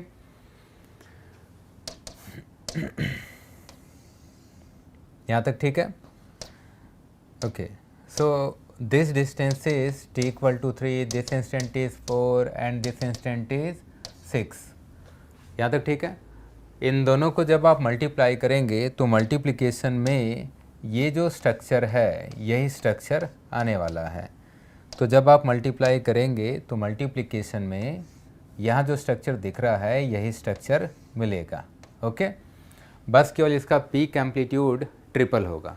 okay, यहाँ एम्पलीट्यूड को क्या करना है, 3 टाइम्स करना है। तो इधर एम्पलीट्यूड कितना है, 16, तो 16 इंटू 3 कितना, 48। तो इधर मैं एम्पलीट्यूड क्या लिखता, 48। ओके, अब ये वाला एम्पलीट्यूड भी तो लिखना है। ये वाला एम्पलीट्यूड मिलेगा कैसे, आप इस एम्पलीट्यूड को 3 से मल्टीप्लाई करोगे। अब अगर ये वाला एम्पलीट्यूड चाहिए तो चेक करो उसका वो होगा कितना। तो सबसे पहले ये जो इंटरवल है ये कितने सेकेंड्स का है, 7 सेकेंड्स का है ना। तो अब इस तरह लिखता हूँ, इस तरह सोचो कि अब 7 सेकेंड पे चाहिए और इस लीनियर फंक्शन का स्लोप कितना है, 2। तो अगर डिस्टेंस 7 ट्रैवल करोगे तो एम्पलीट्यूड में कितना ट्रैवल करोगे, डबल। तो 7 का डबल कितना, 14। तो इधर मैं एम्पलीट्यूड क्या लिखता, 14। अब 14 इंटू 3 कितना, 42। ओके, तो 14 इंटू 3 कितना, 42। So this amplitude is how much, 42। यहाँ तक समझ में आया। बस कल इस स्ट्रक्चर का एरिया चाहिए। अब वापस से अगर इसका एरिया चाहिए तो इसे अपोजिट डायरेक्शन में इस तरह एक्सटेंड करूँगा। तो ये वाला टाइम एक्सटेंड कितना आएगा, -4। अब वापस से क्या करूँगा, ये जो बड़ा ट्रायंगल है इसमें से इस छोटे ट्रायंगल का एरिया सब्ट्रैक्ट कर लूँगा। Okay, now what is the area of bigger triangle, half into base width. Base width कितना है, 8 इंटू हाइट, हाइट कितना है, 48, minus half into minus area of this red colour triangle, half into base width. इसका base width कितना है, 7 into height, height कितना है, 42। तो कितना आया, 48 इंटू 4, ठीक है, 48 इंटू 4 माइनस 7 इंटू, अरे इसको 2 से डिवाइड करोगे कितना आएगा, 21। बाकी कैलकुलेट करो तो कितना आ रहा है,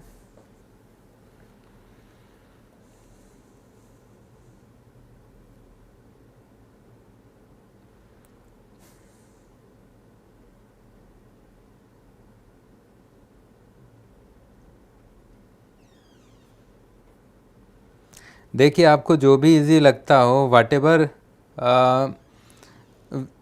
you have to fold any one waveform. Suppose if you are comfortable in folding the waveform x2, then you can proceed from folding x2 also. Okay, आपको जो भी easy लगे, whatever method you are assuming that is easier, you can proceed with that method.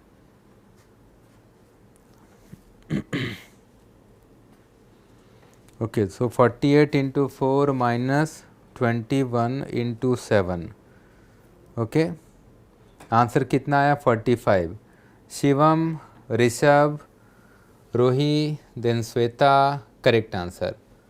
Athena, wrong answer. Akoli, Manish, correct answer. Suraj, wrong answer. ठीक है, तो answer कितना आया, 45। ठीक है, चलो अब इन सब के बाद ये तो आपने देख लिया है।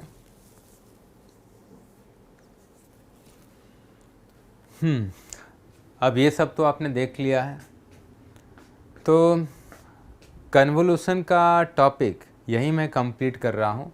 बट कन्वोल्यूशन के अभी सारे क्वेश्चंस सॉल्व नहीं हुए हैं। क्यों नहीं हुए हैं, बिकॉज कन्वोल्यूशन के कुछ क्वेश्चंस आप लैप्लास से सॉल्व करोगे, कुछ क्वेश्चंस आप फूरियर से सॉल्व करोगे, और डिस्क्रीट टाइम कन्वोल्यूशन अभी मैंने डिस्कस नहीं किया है। In chapter number 8 which is discrete time signaling system, in that chapter we will study discrete time convolution in detail.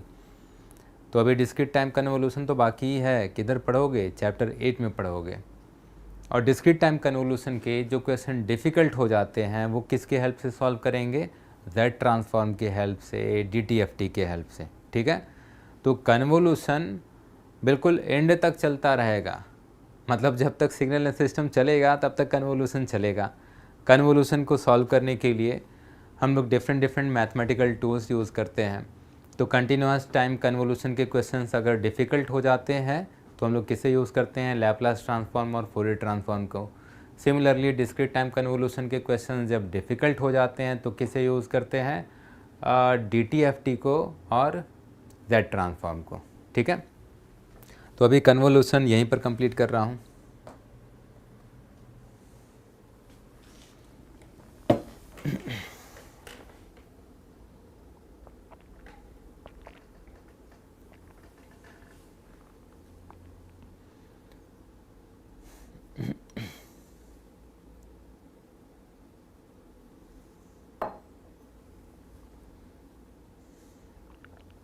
चलो अब इन सब के बाद अब इसके बाद नेक्स्ट टॉपिक स्टार्ट करना है। So write down next topic. सो राइट डाउन नेक्स्ट टॉपिक। एक मिनट, ये हैंग हो गया क्या? ओके, एक ही पेज है, ठीक है। अब सेकेंड टॉपिक में चलते हैं। अब सेकेंड चैप्टर कंप्लीट हो गया है। अब नेक्स्ट टॉपिक है chapter 3। Okay, so what is chapter 3? Chapter 3 is one of the most important topics of signal and system, and this is basic system properties. So basic system properties, ठीक है। तो अभी क्या पढ़ने वाले हैं हम लोग? बेसिक सिस्टम प्रॉपर्टीज़, मतलब सिस्टम के टाइप्स हमें पढ़ने हैं। आपके सामने XT YT का रिलेशनशिप होगा, इनपुट आउटपुट रिलेशनशिप होगा और आइडेंटिफाई करना होगा whether the given system is linear, non linear, causal non causal, static dynamic, stable unstable, time variant time invariant, invertible non invertible, ठीक है। तो इस एंटायर चैप्टर के लिए मैं कुछ कन्वेंशन लेके चलूँगा। For this entire chapter we will assume that XT is the input function and YT is the output function। तो इस एंटायर चैप्टर के लिए क्या अज्यूम करना है? XT सिस्टम इनपुट है और YT सिस्टम आउटपुट है। मतलब कहीं भी मैं XT YT रिलेशनशिप लिखूँगा तो उस रिलेशनशिप में YT किसकी तरह ट्रीट होगा? आउटपुट की तरह, और XT किसकी तरह ट्रीट होगा? इनपुट की तरह ट्रीट होगा। ओके, कुछ कॉम्बिनेशंस मैं लिख रहा हूँ। YT XT कॉम्बिनेशन, देन YT X of t minus 1 combination, देन YT X of t plus 2 combination. Okay, कुछ सिस्टम्स हैं like static dynamic, like causal and non causal. In this type of systems we have to identify as compared to output YT, XT और input is present value, past value और future value। तो static dynamic system है, causal non causal system है, उसमें हमें पता करना पड़ता है कि आउटपुट के कंपैरिजन में इनपुट पास्ट है, प्रेजेंट है या फिर फ्यूचर है। ओके, इसलिए मैंने यहाँ पर कुछ कॉम्बिनेशंस लिखे हैं। जैसे देख के क्लियरली पता चल रहा है, for output YT XT is the present input, X of t minus 1 is the past input and X of t plus 1, X of t plus 2 is the future input। But still अगर इसमें confusion है तो आप क्या कर सकते हैं कि कोई टाइम इंस्टेंट पुट कर दो। Suppose t is equal to 1 second. अच्छा, t इक्वल टू 1 सेकेंड पर वैल्यूज़ लिखो। So at t equal to 1 second YT will be y of 1, XT will be x of 1, X of t minus 1 will be x of 0, X of t plus 2। t को 1 put करो तो X of t plus 2 कितना? 3। Okay, अब यहाँ से आप compare करके भी बता सकते हो।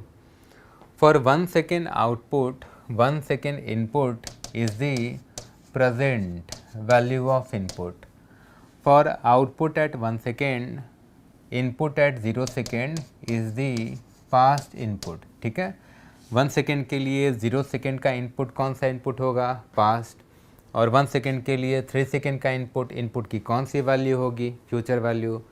तो 1 सेकेंड के आउटपुट के लिए 3 सेकेंड के इनपुट को मैं क्या लिखूँ, फ्यूचर इनपुट। ठीक है, तो इस तरह पहले आपको कॉम्बिनेशन आइडेंटिफाई करने हैं। और अभी जो हमने देखा है इसे कहाँ यूटिलाइज़ करना है, स्टैटिक डायनेमिक सिस्टम में। फिर किस में यूटिलाइज़ करना है, कॉजल नॉन कॉजल सिस्टम में। किस तरह यूटिलाइज़ करना है अभी हम लोग देखते हैं। ओके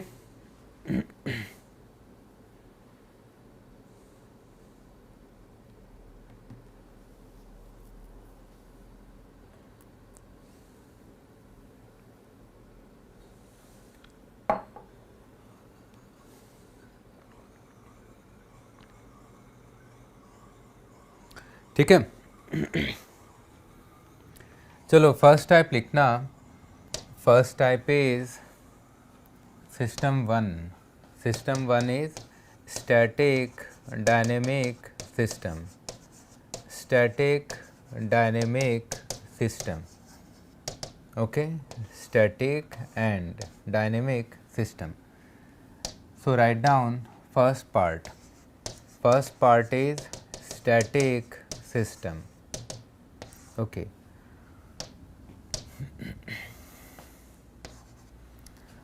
स्टेटमेंट्स लिखता हूँ मैं। ठीक है, पहले कुछ पॉइंट समझ लेते हैं। What is static system? If the system output depends only on the present values of input then only system will be static. अगर सिस्टम का आउटपुट बस केवल इनपुट के प्रेजेंट वैल्यूज पर डिपेंड करे तो सिस्टम कैसा होगा, स्टैटिक होगा। Okay, since output is depending only on the present values of input and present values of input will be in front of us either in the form of audio signal, video signal, so we can watch the signal and we can listen the signal clearly. Okay, so there is no need to store the signal.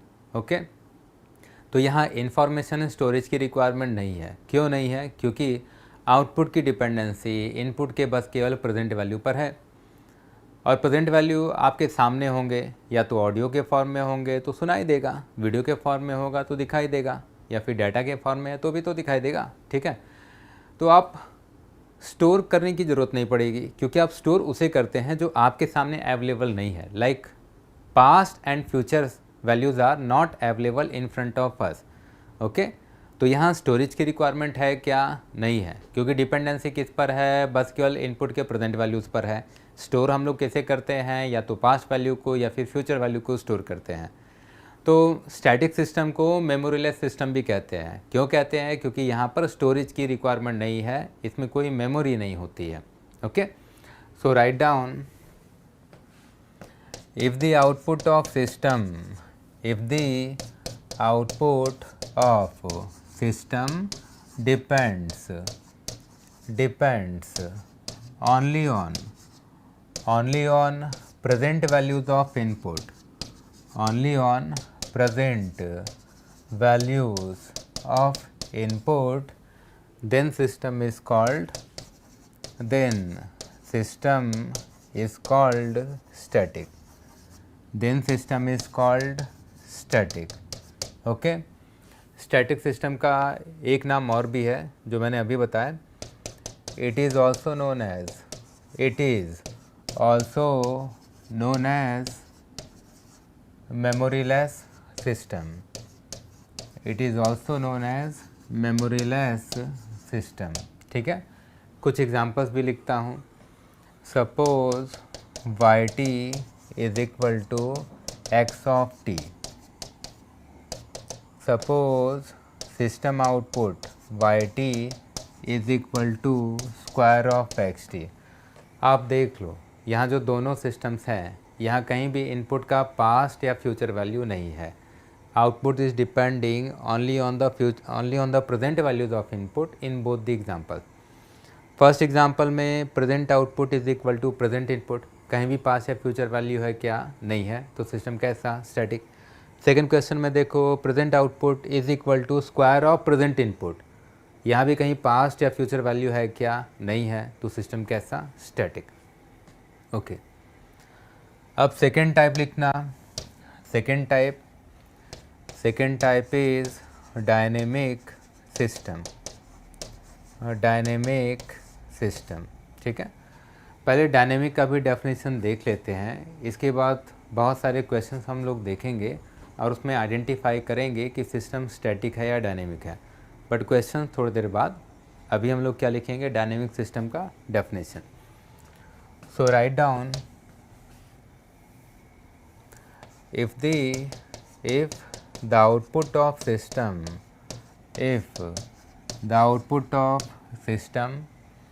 depends on past or future values of input, past or future values of input at any instant of time, at any instant of time, at any instant of time, then system is called dynamic. Then system is called dynamic, ठीक है। अच्छा, dynamic system में output की dependency कभी ना कभी input के past या फ्यूचर वैल्यू पर होगी, और अगर आउटपुट की डिपेंडेंसी कभी न कभी इनपुट के पास्ट या फ्यूचर वैल्यू पर होगी तो सिस्टम में मेमोरी की रिक्वायरमेंट होगी, स्टोरेज स्पेस की रिक्वायरमेंट होगी पास्ट या फिर फ्यूचर वैल्यूज़ को स्टोर करने के लिए। इसीलिए डायनेमिक सिस्टम को सिस्टम विथ मेमोरी भी बोलते हैं। So write down next point, and the point is it is also known as system with memory, ठीक है। अच्छा, अब इसके बाद अब मैं कुछ क्वेश्चंस लिखूंगा और आइडेंटिफाई करना है whether the given system is static और डायनेमिक। चेक करना बहुत आसान है। अगर सिस्टम का आउटपुट टाइम के हर एक इंस्टेंट के लिए प्रेजेंट पर डिपेंडेंट है तो सिस्टम कैसा, static. If output depends only on the present values of input then system will be static. और in the system relationship all the terms are related to present instant only then also the system will be static. अगर XT/YT relationship में सारे terms present से ही related हैं तो system कैसा होगा, static. और इनपुट आउटपुट रिलेशनशिप में कहीं भी इनपुट का पास्ट या फ्यूचर वैल्यू दिख गया तो फिर सिस्टम कैसा, डायनेमिक। इनपुट आउटपुट रिलेशनशिप में कहीं भी इनपुट का पास्ट या फ्यूचर वैल्यू दिख गया तो फिर सिस्टम कैसा, डायनेमिक, ठीक है। चलो लिखते चलो, check static and dynamic systems. Check static and dynamic systems. System 1 yt is equal to x of t plus x of t minus 2. Now we have to find out whether this system is static or dynamic. अब आपने check करना start किया। For output yt, xt is the present value of input, but for output yt x of t minus 2 is the past value of input, and if the relationship includes past or future values of input anywhere in the relationship then system will be dynamic. System relationship में कहीं भी input का past या future value दिख गया तो फिर system कैसा, डायनेमिक। यहाँ पर पास्ट वैल्यू दिख गया तो सिस्टम को मैं क्या लिखूँगा, डायनेमिक। ओके, शॉर्ट फॉर्म में मैंने डायनेमिक लिख दिया है। Second system yt is equal to e की पावर xt। ओके, अब इस रिलेशनशिप को देखो, इसमें कहीं भी इनपुट का पास्ट या फ्यूचर वैल्यू नहीं है। We can read this relationship in this way, present output is equal to exponential power present input, no where the past और future inputs are available, so this system is static again. इस सिस्टम को मैं क्या लिखूंगा, static. क्यों static लिख रहा हूँ, क्योंकि इस रिलेशनशिप में कहीं भी इनपुट का पास्ट या फ्यूचर वैल्यू नहीं है। फर्स्ट वाला सिस्टम डायनेमिक क्यों है? क्योंकि इस रिलेशनशिप में इनपुट का कौन सा वैल्यू दिख गया? पास्ट। ओके, तो अगर इनपुट आउटपुट रिलेशनशिप में सारे टर्म्स प्रेजेंट से रिलेटेड हैं तो ही सिस्टम कैसा होगा? स्टैटिक। अदरवाइज सिस्टम कैसा होगा? डायनेमिक होगा। नेक्स्ट क्वेश्चन लिखना। Next question, suppose y t is equal to x of t two x t plus x of T plus 3। Next question, y t is equal to x of minus t. ठीक है, तो मैंने दो और relations लिख दिए हैं। अब आपने चेक करना स्टार्ट किया। For y t x of t is a present value of input, but for y t x of T plus 3 is the future value of input. Okay, और इनपुट आउटपुट रिलेशनशिप में कहीं भी input का past या future value दिख गया तो फिर सिस्टम कैसा? Dynamic. So this is the example of dynamic system. Now what about question number 4? Question number 4 में क्या करो? कोई टाइम इंस्टेंट पुट कर दो। Okay, for example t equal to 1, then y of 1 will be equal to x of -1. If the system is static, then output will depend on present values of input for each and every instant of time. अगर system static होगा तो time के हर एक instant के लिए output input के present value पर ही dependent होना चाहिए। अगर मान लो यहाँ t इक्वल टू 0 पुट करते तो क्या होता? y0 will be equal to x of 0. Okay, so at t equal to 0 present output is depending on present input. तो मैं क्या कह दूंगा? सिस्टम स्टैटिक है? बिल्कुल नहीं। अगर वाकई में स्टैटिक है तो टाइम का नेगेटिव इंस्टेंट पुट करो, प्रेजेंट पे डिपेंडेंसी होना चाहिए। टाइम का पॉजिटिव इंस्टेंट पुट करो, प्रेजेंट पे डिपेंडेंसी होना चाहिए। तो टाइम का जो रेंज है माइनस इन्फानाइट टाइम से इन्फानाइट टाइम, ये जो पूरा टाइम रेंज है, इस टाइम रेंज के हर एक इंस्टेंट पर प्रेजेंट पर डिपेंडेंसी है, तो इस सिस्टम कैसा होगा? स्टैटिक। अदरवाइज सिस्टम कैसा होगा? डायनेमिक। t इक्वल टू 1 पर प्रेजेंट आउटपुट किस पर डिपेंडेंट है? पास्ट आउटपुट पर। और टाइम का एक इंस्टेंट भी मिल गया जिसके लिए आउटपुट इनपुट के पास्ट या फ्यूचर वैल्यू पर डिपेंड कर गया, तो भी सिस्टम कैसा? Dynamic. Next question, system output y t is equal to x of 5t। Okay, फिर से आप टाइम का कोएफिशिएंट पुट करके देखो। ठीक है, आप t इक्वल टू 0 पुट करोगे तो y0 equal to x of 0, तो t इक्वल टू 0 पर प्रेजेंट पर डिपेंडेंसी है, तो मैं क्या कह दूँ? स्टैटिक है? बिल्कुल नहीं। अगर वाकई में स्टैटिक है तो टाइम का नेगेटिव इंस्टेंट पुट करूँगा तो भी प्रेजेंट पर डिपेंडेंसी होनी चाहिए। टाइम का पॉजिटिव इंस्टेंट पुट करूँगा तो भी प्रेजेंट पर डिपेंडेंसी होनी चाहिए। बट यहाँ पर ऐसा नहीं होगा। आपने t को पुट किया फॉर एग्जांपल 1 सेकेंड, तो आप क्या लिखते? y of 1 will be equal to x of 5. For 1 second output, this 5 second input is the future value of input. Future पे डिपेंडेंसी है तो मैं सिस्टम को क्या लिखता? Dynamic. Okay, next question. Next question कुछ इस फॉर्म में है, y t is equal to cos of x t. Y t is equal to cos of x t. Okay, जैसे आप कॉस थीटा को ओपन करके e की power j theta plus e की power minus j theta divided by 2 लिखते हो, वैसे cos of x T को भी ओपन करके लिख सकते हो।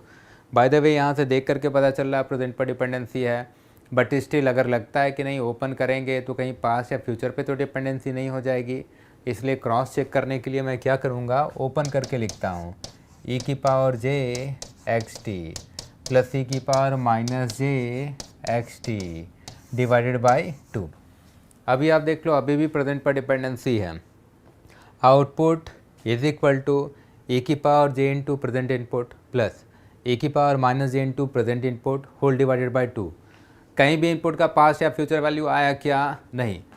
और इनपुट के पास या फ्यूचर वैल्यू पर डिपेंडेंसी नहीं है तो मैं सिस्टम को क्या लिखूँगा? Static. Okay, next question. Suppose y t is equal to even part of xt. So yt is equal to even part of x t. Okay, तो अब even part of x t calculation का formula होता है। Formula क्या है? X t के even part calculation का formula आप क्या लिखते हैं? फॉर्मूला कुछ आप ऐसे लिखते हैं, x t plus x of minus T divided by 2। So this is the formula for even part calculation. अब आप इसमें टी का कोएफिशिएंट पुट कर दो। फॉर एग्ज़ाम्पल आपने टी को पुट कर दिया 1 सेकेंड, तो आप क्या लिखते? y1 विल बी, तो आप क्या लिखते? तो आप लिखते y1 will be equal to x of 1 plus x of minus 1 divided by 2। अभी आप चेक करो तो y1 के लिए x ऑफ 1 इनपुट की प्रेजेंट वैल्यू है, बट y1 के लिए x ऑफ माइनस 1 इनपुट की कौन सी वैल्यू है? पास्ट। और इनपुट आउटपुट रिलेशनशिप में अगर एक टाइम इंस्टेंट के लिए भी आउटपुट इनपुट के पास्ट या फ्यूचर वैल्यू पर डिपेंड कर गया तो भी सिस्टम कैसा? डायनेमिक। तो मैं इस सिस्टम को क्या लिखूंगा? डायनेमिक। ओके, अब इसके बाद next question. So next question is y t is equal to integration minus infinite to t x tau d tau. कुछ इस फॉर्म में लिख रहा हूँ। अब मुझे चेक करना है ये जो सिस्टम है स्टैटिक है या डायनेमिक। कैसे चेक करेंगे? टाइम का कोइंस्टेंट पुट कर देता हूँ।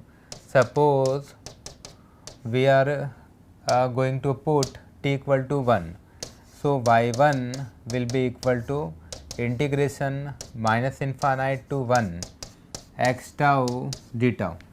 ठीक है, अब इनपुट के कौन कौन से वैल्यूज हम लोग यूज़ करने वाले हैं ये अगर पता करना है तो upper limit lower limit tau को 1 से रिप्लेस करो, टाउ को माइनस इन्फानाइट से रिप्लेस करो।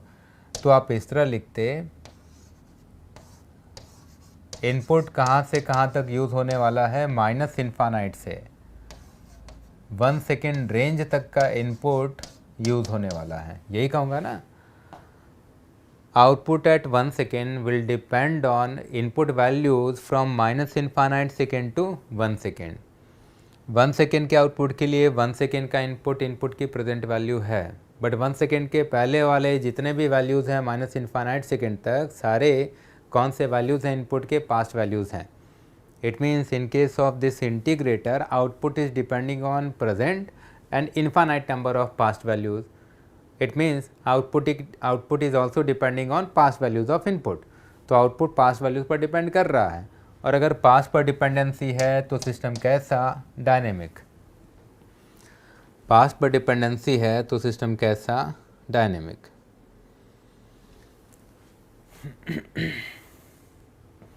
Question number 9। Question number 9, y t is equal to yt is equal to derivative of x t, derivative of x t. ठीक है, अच्छा यहाँ मैंने क्या लिखा है? Derivative of x t. जब डिफ्रेंशिएशन हमने बहुत पहले 11th-12th में पढ़ा था तो कुछ ऐसा था, differentiation is nothing but change in signal amplitude divided by change in time. So this differentiation is representing change in signal amplitude divided by change in time।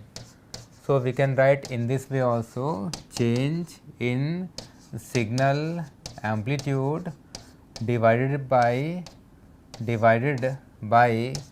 change in time, change in time, ऐसे लिखूँगा। अच्छा ये बताओ, denominator में time change तो लिखना पड़ेगा। अब अगर टाइम चेंज है मतलब प्रेजेंट के साथ या तो पास्ट इंस्टेंट होगा तब तो टाइम चेंज दिखेगा, या फिर प्रेजेंट इंस्टेंट के साथ फ्यूचर इंस्टेंट होगा तब तो टाइम चेंज दिखेगा। मतलब डिनोमिनेटर में टाइम चेंज रिप्रेजेंट करने के लिए अदर देन प्रेजेंट इंस्टेंट या तो पास्ट इंस्टेंट होगा या फिर फ्यूचर इंस्टेंट होगा, तब तो टाइम चेंज मिलेगा। It means dependency other than present या तो पास्ट पर है या फिर फ्यूचर पर है। It means other than present या तो पास्ट या फिर फ्यूचर अवेलेबल होगा। और अगर इनपुट की डिपेंडेंसी कभी भी, अगर आउटपुट की डिपेंडेंसी कभी भी इनपुट के पास्ट या फ्यूचर वैल्यू पर हो गई तो फिर सिस्टम कैसा? Dynamic. So differentiator is also an example of dynamic system. ठीक है, एक क्वेश्चन और लिख देता हूँ, इसका रिप्लाई आप लोग करना। yt is equal to x of t minus 2 convolution with delta t plus 2. Now you have to reply in the chat box for question number 10. This system is static or dynamic?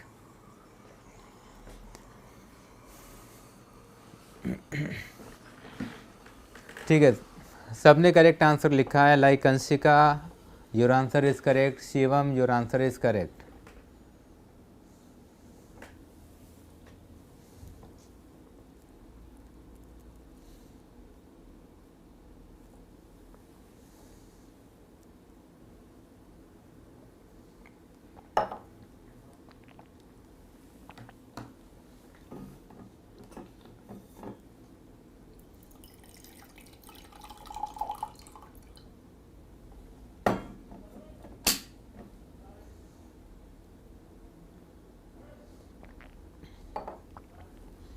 For question number 10, Anshika, your answer is wrong. Maniteja, correct answer. Aditya, Diksha, Rishabh, correct answer. ठीक है, बहुत सारे बच्चों ने correct answer लिखा है static. Okay, अभी क्या यूज़ करना होगा? Impulse response property of convolution. और इम्पल्स रेस्पॉन्स प्रॉपर्टी आपने कुछ इस फॉर्म में लिखा था, we have to replace this variable t with t plus 2। अगर आपको याद हो तो आपने प्रॉपर्टी कुछ इस फॉर्म में पढ़ा था, F of T convolution with delta T plus T not, what will be the result? F of T plus T not. तो मैं इसी प्रॉपर्टी को यूज़ कर रहा हूँ। ओके, तो टी को किससे रिप्लेस करूँगा? टी प्लस 2 से। तो मैं क्या लिखता? X of T plus 2, and this term minus 2 will remain as it is. So plus 2 minus 2 are going to be cancel out. So finally the relationship is yt is equal to xt. Now present output is depending only on present values of input. यहाँ output बस केवल किस पर dependent है? Present input पर dependent है। तो मैं सिस्टम को क्या लिखता? स्टैटिक। ठीक है, अच्छा, अब इसके बाद का जो क्लासिफिकेशन है, इसके बाद का जो क्लासिफिकेशन है वो ब्रेक के बाद एक्सप्लेन करूँगा। अभी ब्रेक है 15 मिनट्स का। अभी ब्रेक है 15 मिनट्स का।